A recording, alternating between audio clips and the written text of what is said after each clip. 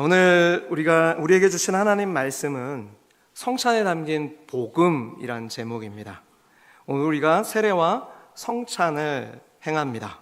세례와 성찬은 예수님께서 그분의 교회를 위해서 제정하신 거룩한 예식입니다.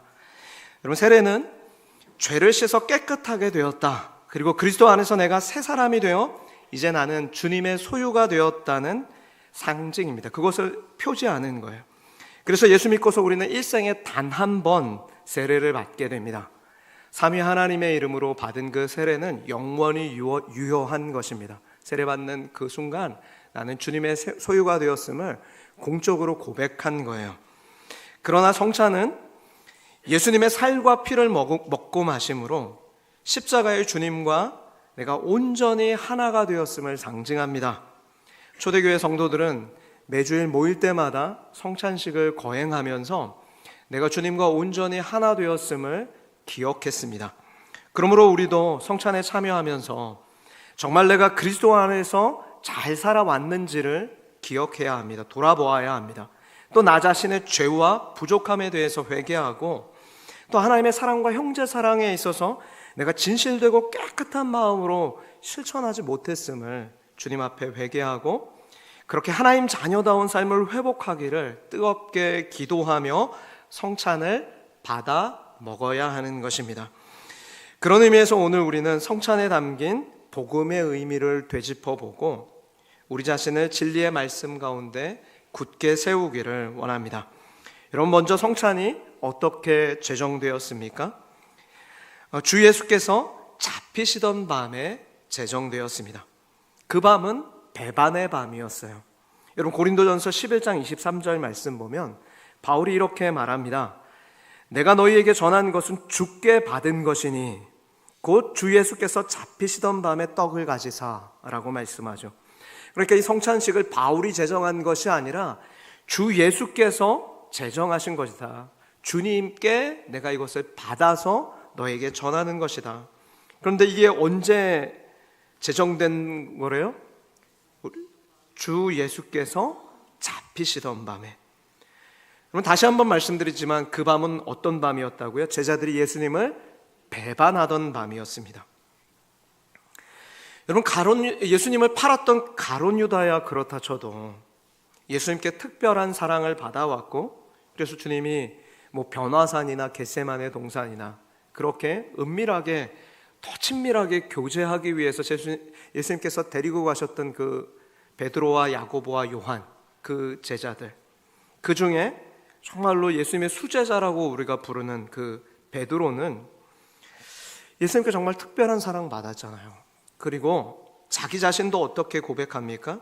누가복음 22장 33절 보면 주님, 나는 주와 함께 오게도 가고 죽는 데에 가기도 각오를 하였습니다 라고 그렇게 주님께 고백했던 베드로마저 예수님을 모른다고 3번이나 부인하고 배신하던 그 밤이었어요. 그러니 그날은 예수님께 제자들이 깊은 상처를 드렸던 밤입니다. 우리가 성찬에 참여한다는 것은 우리가 그런 배경 속에서 이 성찬이 제정되었다는 걸 기억할 필요가 있어요. 나와 여러분은 어떻게 지난 한 주간을 살아오셨습니까? 올 한 해로 어떻게 살아오셨어요? 수없이도 주님을 배반하던 그런 모습이 떠오르지 않습니까? 그게 제자들의 모습이 아니라 바로 나의 모습임을 기억하며 이 성찬에 참여하셔야 하는 것입니다. 그런데 예수님이 이미 제자들이 그와 같이 배반할 것을, 그런 일이 벌어질 것을 다 알고 계셨다고 성경은 말합니다. 마태복음 26장 31절 말씀이죠. 우리 같이 한번 읽겠습니다. 시작. 그때 예수께서 제자들에게 이르시되 오늘 밤에 너희가 다 나를 버리리라. 기록된 바 내가 목자를 치리니 양의 떼가 흩어지리라 하였느니라. 여러분, 여기서 기록된 바라는 말은 구약 스가랴 13장 7절에 기록된 대로, 그 스가랴 선지자의 예언대로 제자들이 자기를 다 버리고 도망칠 것을 예수님이 알고 그렇게 말씀하신 거예요. 그럼에도 성경은 예수님께서 세상에 있는 자기의 사람들을 사랑하시되 끝까지 사랑하셨다라고 말씀합니다. 그리고 그 사랑하는 제자들과 함께 예수님이 마지막 유월절 만찬을 함께 하신 거예요. 여러분, 십자가의 길을 가시기 전 예수님이 간절히 원했던 것은 제자들과 마지막으로 따뜻한 밥 한 끼 나누면서 그 마지막 한 끼에 담긴 복음의 의미를 전달하여 주기를 간절히 원하셨던 것입니다. 그리고 그 만찬을 하는 동안에도 주님이 세상에 있는 자기의 사람들을 어떻게 하셨다고요? 끝까지 사랑하셨잖아요. 그래서 가룟 유다가 자신을 배신할 걸 아셨기 때문에 그 가룟 유다를 너무나도 사랑하셔서 그가 돌이킬 기회를, 돌이켜 회개할 기회를 끊임없이 주세요. 그래서 누가복음 22장 21절 말씀에 보면 이렇게 말씀합니다. 보라, 나를 파는 자의 손이 나와 함께 상위에 있도다. 지금 12제자가 함께 앉아서 만찬을 나누는데 그 상위에 예수님과 딱 한 사람만 손을 얹고 있는 거예요. 그게 누구예요? 가룟 유다예요. 나를 파는 자의 손이 지금 나와 함께 상위에 있도다. 아주 명확하게 말씀해 주고 계신 겁니다.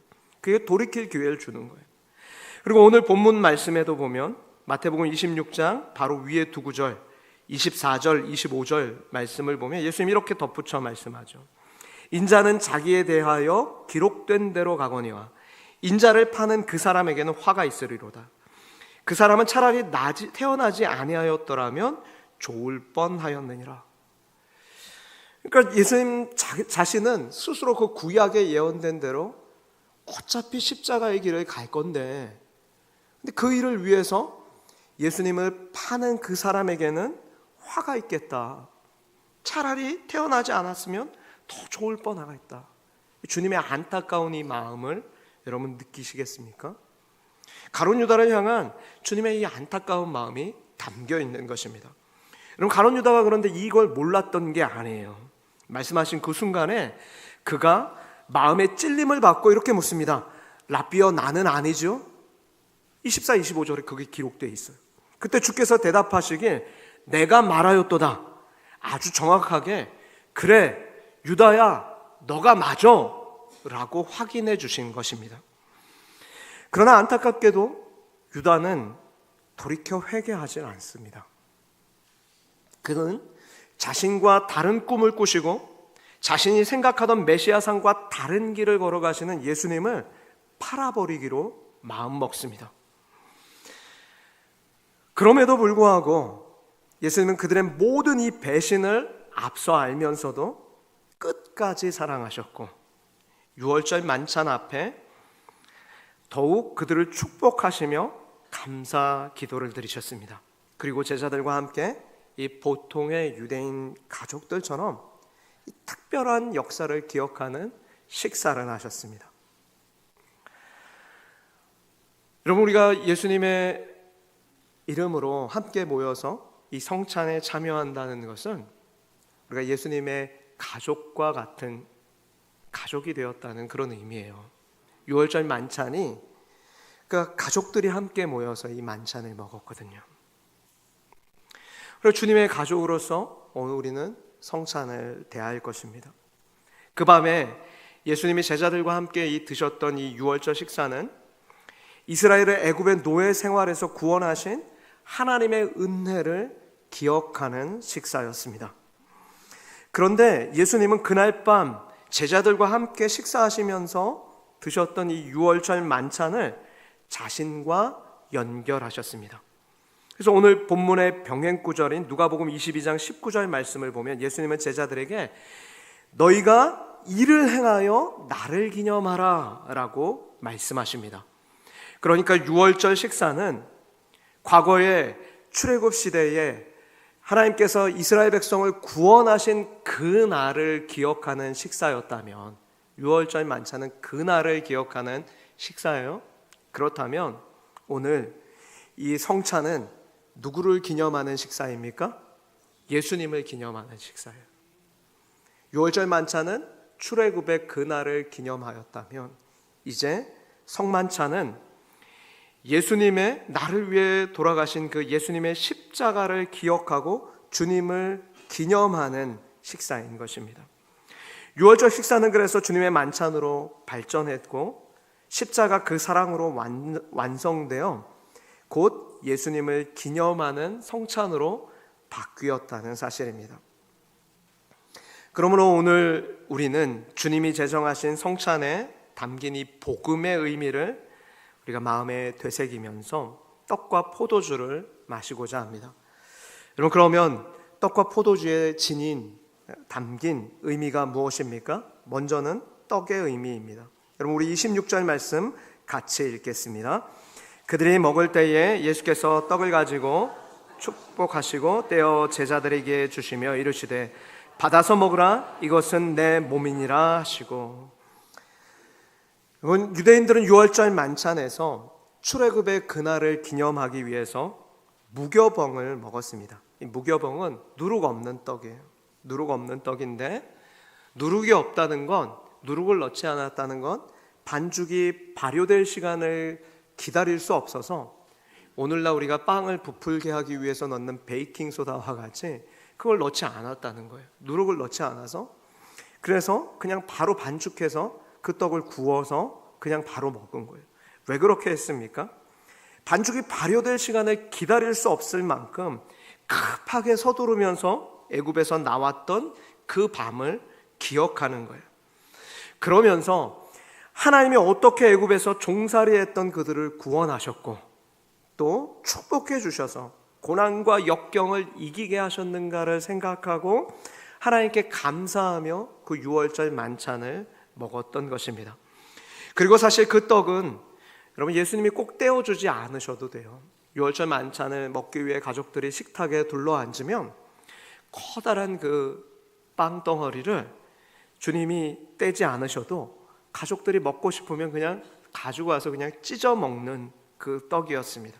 누구든지 떼어 먹을 수 있는 그 떡이었습니다. 이전까지는 늘 그렇게 먹어왔습니다. 그런데 지금 바로 그 떡을 예수님께서 떼어 주시고 이것을 받아 먹으라 라고 말씀하십니다. 이것이 내 몸이다 라고 말씀하죠. 여러분, 이것이 굉장히 놀라운 사건입니다. 여러분, 한번 가만히 주님의 행동을 떠올려 보십시오. 떡이 주님의 몸을 상징하는데 그냥 몸이 아니라 십자가에서 찢겨진 몸입니다. 그 떡을 주님이 찢어서 친히 제자들에게 주시며 떼어주시며 먹으라 라고 말씀하세요. 여러분, 누구를 위하여 친히 주님이 그 떡을 찢고 계십니까? 바로 나를 위해서, 우리를 위해서 그렇게 행하시는 거예요. 십자가에서 주님이 몸이 찢기시고 채찍 맞으시고 그렇게 피 흘리신 건 바로 그 떡을 나를 위해서 그렇게 해주신 거죠. 그리고 주님은 그것을 받아 먹으라, 이것은 내 몸이라 라고 말씀하십니다.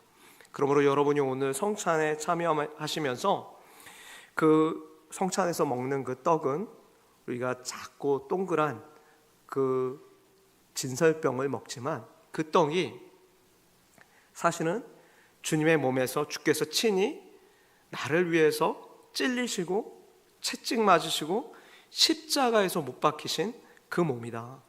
그 몸을 받는 것이다. 그리고 그 고귀한 몸을 우리가 먹는 것이다 라는 이 사실을 기억할 수 있길 바랍니다. 여러분, 요한복음 6장 51절에서 우리가 그 주님의 몸을 먹을 때, 그 떡을 먹을 때 어떠한 일이 벌어진다고 말씀하십니까? 우리 같이 한번 읽겠습니다. 요한복음 6장 51절 시작. 사람이 이 떡을 먹으면 영생하리라. 내가 줄 떡은 곧 세상의 생명을 위한 내 살이니라 하시니라. 아멘. 여러분, 여기서 이 떡을 먹으면 이란 이 말이 중요합니다. 여러분, 이 떡을 먹으면 어떻게 된다고 말씀합니까? 영생한다. 그렇게 말씀하죠. 세상의 생명을 위한 내 살이다 라고 말씀하세요. 여러분이 오늘 성찬에 참여하시면서 그 떡을 먹을 때 여러분 안에 주님의 영생하도록 주시는 생명이 여러분 안에 있게 되는 줄 믿습니다.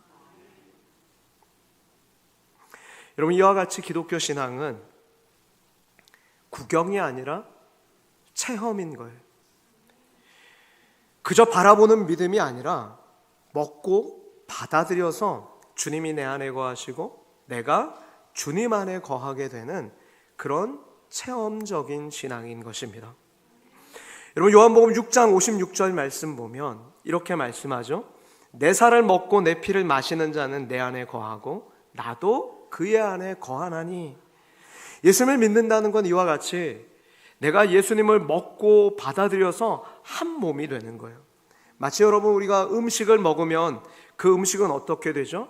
반드시 우리 몸에 자양분이 돼서 영향을 미치게 되어 있습니다. 그것이 그렇게 음식을 먹고 건강해지게 되는 것처럼 예수님을 먹고 마심으로 우리는 주님과 한 몸을 이루게 되고 구주 예수님께서 우리의 삶에 지대한 영향을 미치기 시작하셔서 이제 그분이 내 삶의 구주가 되셔서 내 삶을 다스리도록 우리의 삶을 맡기게 되는 것입니다. 성령으로 채우시고 주님의 말씀으로 채우셔서 주님의 뜻을 이루어 가시도록 내 삶의 주권을 주님께 우리가 성찬에 참여하며 그 떡을 먹음으로 우리 몸을 내어드리는 것입니다. 그래서 우리의 주님의 생각이 내 생각이 되고 주님의 마음이 내 마음이 되도록 우리의 마음을 활짝 열고 받아들이는 것이 주님의 몸을 우리가 먹는 행위에 담긴 의미인 것입니다. 그때에 비로소 우리 안에 영생하도록 솟아나는 샘물이 나오는 거예요. 여러분, 성찬에 참여하면서 우리는 십자가 위에서 날 위해 몸을 찢기신 그 몸을 기념하는 것입니다. 여러분, 주께서 누구 때문에 찔리셨습니까? 주께서 내 허물 때문에. 주께서 누구의 죄악 때문에 상하셨습니까? 나 때문에. 주께서 나 때문에 징계받으셨고 나 때문에 채찍 맞으셨다는 것을 여러분, 우리가 이 시간 가슴 깊이 구구절절히 그렇게 우리가 이 시간 묵상하고 그것을 체험할 수 있어야 돼요. 그렇기 때문에 나 역시도 목숨 다해 주님을 사랑하는 것입니다. 그런 사람은 단지 머리가 아니라 가슴 깊이 주님의 십자가를 묵상하고 체험했기 때문에 이제는 나도 그렇게 주님을 경험하며 주님께 온 몸을, 온 체중을 실어 주님을 사랑하며 살게 되는 것입니다. 그리스도를 향한 진실한 마음과 순결한 사랑으로 그리스도를 사랑하게 되는 거예요. 그리고 그렇게 십자가를 체험한 사람은 부활하신 예수님께서 제자들에게 하셨던 말씀대로 내가 너희에게 평안을 주노라 그렇게 말씀하신 것처럼 우리가 세상이 줄 수 없는 평안을 누리게 되는 줄 믿습니다. 여러분, 신앙생활하면서 이렇게 세상 것에 매여서 여전히 노심초사하고 안달복달하면서 전전긍긍하면서 사신다면 여러분, 그리스도의 십자가에서 내가 참 많이 멀리 떠나왔구나라는 걸 생각하셔야 돼요. 분명히 부활하신 예수님은 제자들에게 무엇을 얘기하셨습니까? 내가 너에게 평안을 주노라. 세상이 줄 수 없는 평안을 주겠다 말씀하셨어요.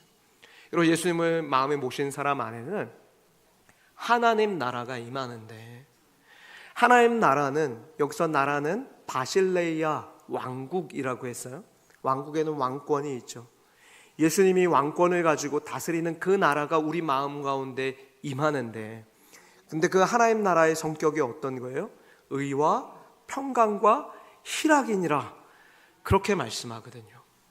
그렇기 때문에 예수 믿는 성도에게는 반드시 의와 평강과 희락의 모습이, 그것을 누리며 사실 수 있는 특권이 여러분에게 주어진 거예요. 예수님께 맡기며 사는 인생은 그런 인생을 살 수 있는 것입니다. 십자가 그 은혜로 우리가 나음을 받았도다라고 성경은 선언하고 있기 때문에 세상이 줄 수 없는 평안과 나음을 입었다라고 여러분은 스스로에게 선언하시고 그렇게 살 수 있는 은혜가 여러분에게 이미 주어진 것입니다. 그것을 하나님께서 이사야 53장 5절에서 우리에게 분명하게 약속해 주셨습니다. 우리 한번 같이 읽겠습니다. 시작. 그가 찔림은 우리의 허물 때문이요 그가 상함은 우리의 죄악 때문이라. 그가 징계를 받음으로 우리가 평화를 누리고 그가 채찍에 맞음으로 우리가 나음을 받았도다. 아멘. 저와 여러분이 주님의 몸을 이 귀하신 주님의 몸을, 십자가에서 우리를 위해서 찢어주신 그 몸을 오늘 믿음으로 받고 주님과 온전히 하나 되는 연합을 누리게 되는, 그래서 이제는 내가 사는 것이 아니오 오직 내 안에 그리스도께서 사시는 것이다 라는 그런 신앙의 분명한 표대를 가지고 살아낼 수 있는 저와 여러분 되시기를 주님의 이름으로 축복합니다. 두 번째는 포도주의 의미입니다. 여러분, 먼저 잔에 담긴 이 포도주는 십자가에서 흘리신 주님의 보혈을 상징합니다. 이 보배로운 피를 상징하는 거예요. 주님의 보혈, 언약의 피를 상징하는 거죠. 28절 말씀 보세요. 이것은 죄사함을 얻게 하려고 많은 사람을 위하여 흘리는 바 나의 피 곧 언약의 피니라. 여러분, 그런데 예수님께서 그 언약의 피를 믿으라고 말씀하지 않으셨습니다. 오히려 제자들에게 그것을 주시며 너희가 다 이것을 마시라 라고 말씀하셨습니다. 여러분, 다시 한번 말씀드리지만 신앙은 이성적인 믿음 그 이전에 체험하는 신앙이에요. 예수님 인격적으로 만나셔야 돼요. 여러분 안에 새 마음을, 낡은 마음을 버리고 주님이 새 마음을 창조해 주시기를 간절히 구하셔야 돼요. 그런 은혜를 여러분이 체험하실 수 있어야 돼요. 성찬에 참여하면서 주님의 피가 여러분의 마음과 영혼에 깊이 뿌려지고 그것을 받아 마심으로 여러분 안에 모든 더러운 죄와 우상 숭배에서 정결하게 되는 역사가 일어나는 것입니다. 그 은혜를 사모하면서 성찬에 참여하는 거예요. 저는 오늘 여러분이 예수님의 피를 믿는 수준이 아니라 그 피가 여러분의 영혼에 뿌려지고 그 피를 여러분이 마시게 되는 은혜가 있기를 축복합니다. 여러분, 예수님께서 주신 이 피의 의미가 히브리서 9장 22절 말씀에 기초합니다. 우리 같이 한번 히브리서 9장 22절 말씀 함께 읽겠습니다. 시작. 율법을 따라 거의 모든 물건이 피로써 정결하게 되나니 피 흘림이 없은즉 사함이 없느니라. 아멘. 피 흘림이 없이는 사함이 없습니다. 죄의 삭은 사망이기 때문에 반드시 그 죄를 지은 사람은 죽을 수밖에 없는 거예요. 그런데 그 죄인이 용서받기 위해서는 그 어린 양의 피가 필요한 거죠. 그 아벨의 제사를 하나님이 받아주신 이유는 죄인인 아벨 대신 그 어린 양이 피를 흘렸기 때문인 거예요. 아담과 하와의 죄를 용서해 주시기 위해서 하나님은 짐승의 피를 흘리셨어요. 그리고 가죽옷을 입혀주셨습니다. 그래서 구약 시대에는 가족들이 하나님께 나와 예배하려고 할 때 가족의 형편대로 너무 가난한 가족은 비둘기를, 집비둘기, 산비둘기를 잡아서 그래서 하나님 앞에 번제를 드리는 거예요. 형편이 좀 괜찮은 가정은 어린 양을 드립니다. 더 괜찮은 가정은 소를 드리는 거예요. 그러면서 가정의 형편에 따라 흠없는 짐승을 잡아서 속죄의 피를 흘려야만 했습니다. 그래야 죄 용서함을 받는 거예요. 그러니 여러분 한번 상상해 보십시오. 죄 짓고 또 짓고 또 짓고 또 짓는 그런 타락한 인간이 저희들인데, 그런 타락한 인간들을 위해서 대신 죽어야 할 짐승이 아직도 구약 제사가 유효하다면 얼마나 많았겠습니까?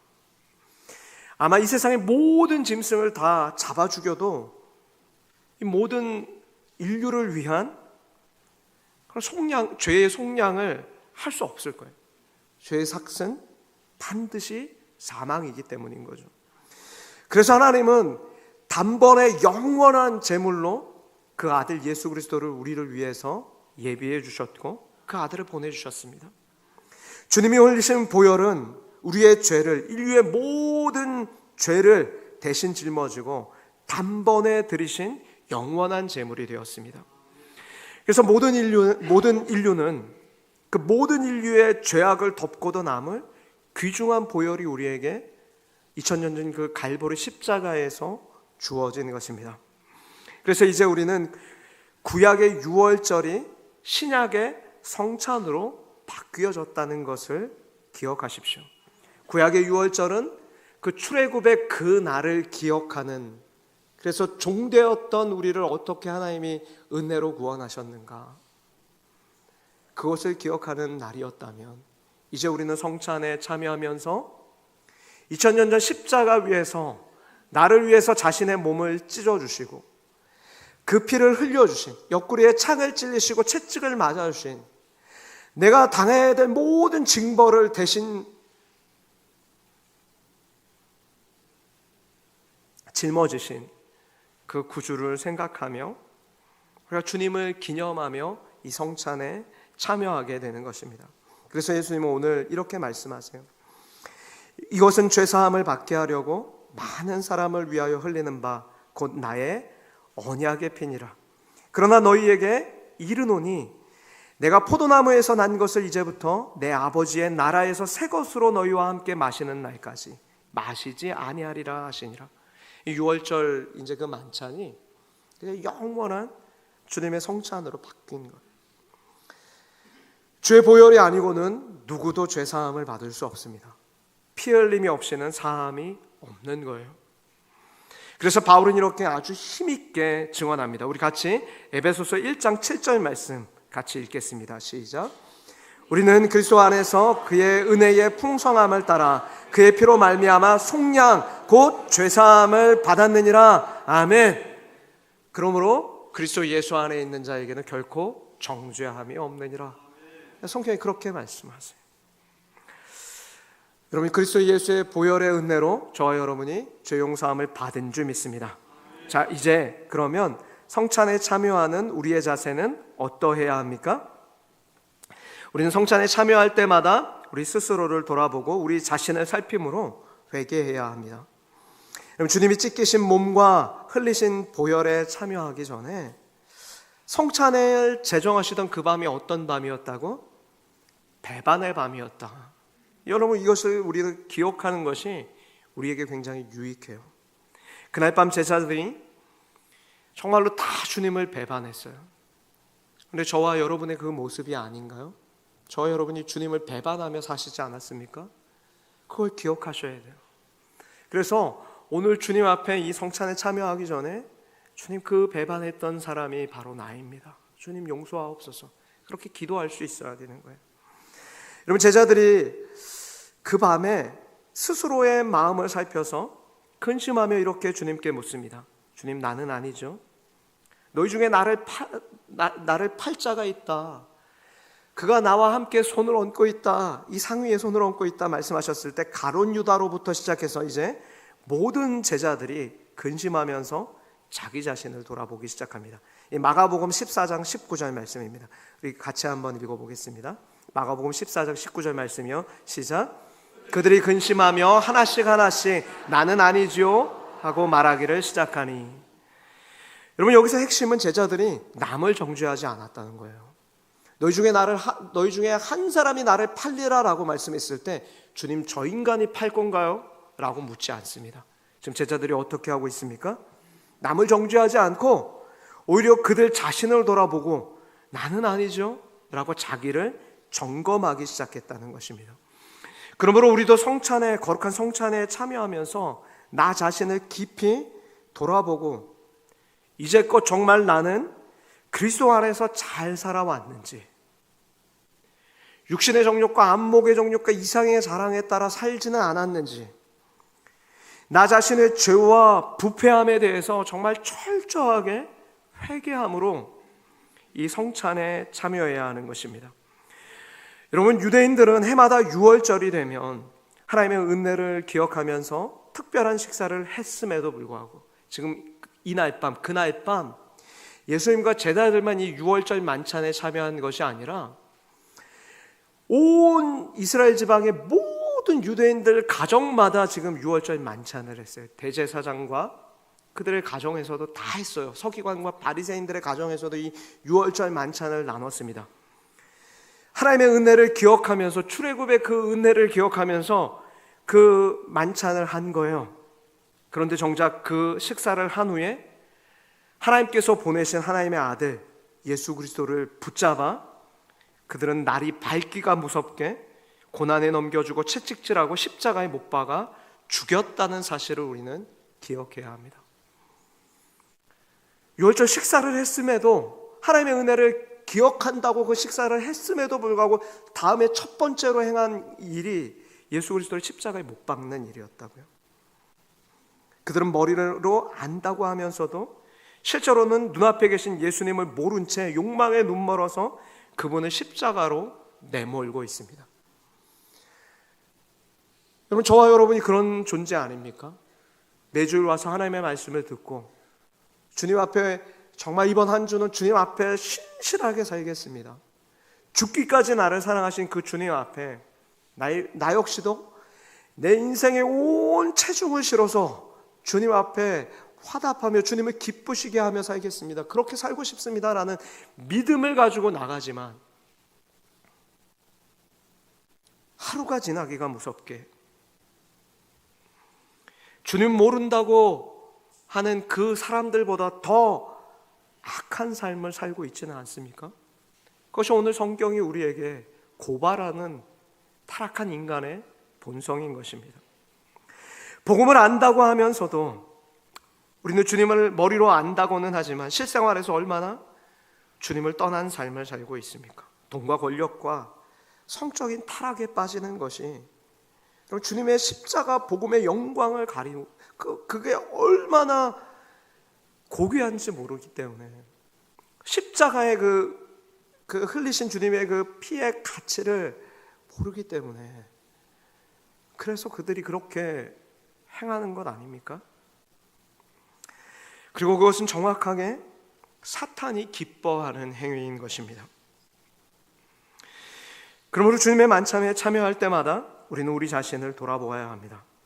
주님, 혹시 나는 가룟 유다처럼 나의 편의를 위해 주님은 배반하지는 않았습니까? 주님, 혹시 나는 베드로처럼 나의 안전을 위해 나는 주님을 모릅니다 라고 주님을 저버리지는 않았습니까?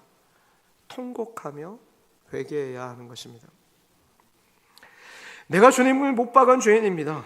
주님, 나 때문에 주께서 피 흘리셨고 나 때문에 주님이 채찍 맞으셨고 나 때문에 주님이 상하셨고 나 때문에 주님이 찔리셨습니다.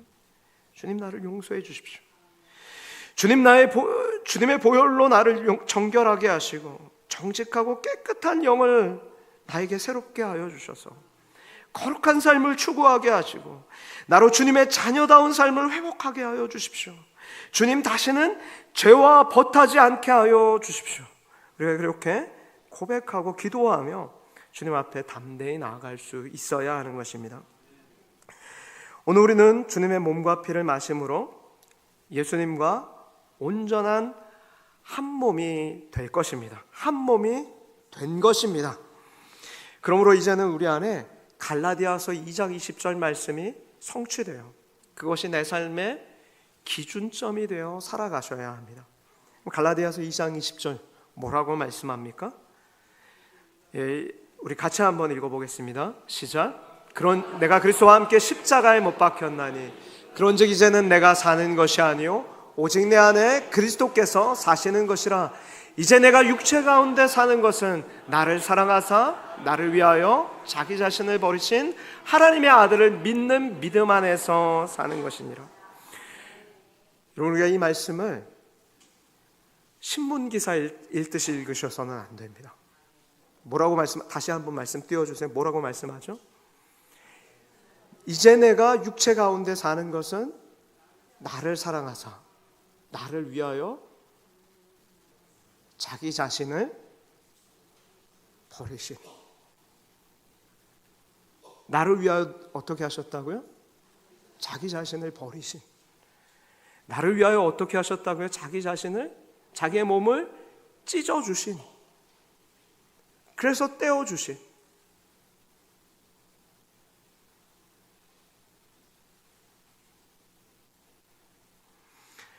그 주님을 믿는 믿음 안에서 사는 것입니다. 그 감사함으로 우리가 오늘 성찬에 참여하게 될 것입니다. 그러므로 이제는 내가 사는 것이 아니라 오직 내 안에 예수께서 사는 존재가 되었음을 기억하고 주님의 뜻대로 살고자 새롭게 결단하실 수 있는 여러분 되시기를 축복합니다. 세례와 성찬은 예수님께서 친히 제정하신 아주 중요한 성례입니다. 이 거룩한 예식을 통해 우리는 예수님과 하나 될 뿐만 아니라 그리스도의 몸인 교회와도 한 몸이 되는 거예요. 세례를 통해 우리가 죄 용서함을 받고 구원의 약속을 받았다면 이제 성찬을 통해 그리스도와 온전한 한 몸을 이루어서 온 마음을 다해 하나님을 사랑하고 내 이웃을 내 몸처럼 사랑하며 더 이상 나를 주장하지 않고 그리스도 안에서 주님의 뜻을 이루며 살고 주님의 영광을 위해 사는 복된 존재가 된 것입니다. 여러분, 주님은 다 아셨어요. 그날 밤 베드로가 주님, 나는 감옥에도 가고 죽기까지 따르겠다고 고백하지만 저 녀석이 3번이나 나를 또 부인할 걸 아셨어요. 쓰러지고 넘어지고 범죄할 것을 아셨습니다. 그럼에도 주님은 그 자리에서 제자들을 축복하셨고 감사 기도하셨습니다. 그리고 그렇게 떡을 떼셨고 그 잔을 나누어 주셨습니다. 그리고 주님의 그 십자가 길, 고난의 길을 감사하며 사셨습니다. 바로 저와 여러분에게 영원한 생명을 주시기 위해서 말입니다. 그 한없는 주님의 은혜로 우리에게 주신 이 주님의 몸과 피를 마심으로 지금 내 안에 주님이 살아계셔서 역사하심을 확인하시고 이제 매일의 삶 속에서 우리도 주님께 감사하며 주님, 나도 이제 주님과 한 몸이 됐으니 주님의 살과 피를 마심으로 내가 온전한 주님과의 연합을 이루었으니 이제 내가 살지 않고 나는 죽고 예수 그리스도로 살아가는 그런 복된 삶을 살겠습니다. 이렇게 다짐하고 헌신하는 주님의 제자가 되시기를 이 시간 주 예수님의 이름으로 축복합니다. 기도하겠습니다. 하나님 아버지, 우리는 예수님을 먹고 마심으로 주님과 하나 되어 나는 죽고 예수로 사는 그 일이 너무 우리 삶에 부담되어서 때로는 하나님 적당한 거리를 두고 주님을 따르고 오히려 제 삶에 주님이 들어오시려 할 때 주님, 제가 너무 부담스럽습니다. 그렇게 거리를 두며 주님 삶이 따로, 제 삶이 따로 있었음을 고백합니다. 주님, 그러한 저희를 용서하여 주옵소서. 주일날 교회 올 때는 잠깐 주님 생각하고 예배 끝난 후에는 일상의 삶에서 주님과 상관없이 살던 우리의 마음과 그리고 제 뜻대로 살던 죄인임을 고백하오니 주님 용서하여 주옵소서. 이제 예배 후에 성찬에 참여하며 다시금 나를 위해 찢어주신 그 주님의 몸과 나를 위해 흘려주신 그 죄 용서함의 언약의 피를 마실 때에 주님, 우리 인생에 들어오시고 제 삶의 주인이 되어주셔서 우리의 못난 자아를 깨뜨려 주시고 교만한 마음을 무너뜨려 주시고 주님이 원하시는 그 한 사람, 주님께 기쁨을 드리는 그 한 사람이 되는 복된 삶을 살게 해 주옵소서. 구주 예수님의 이름으로 기도하옵나이다. 아멘.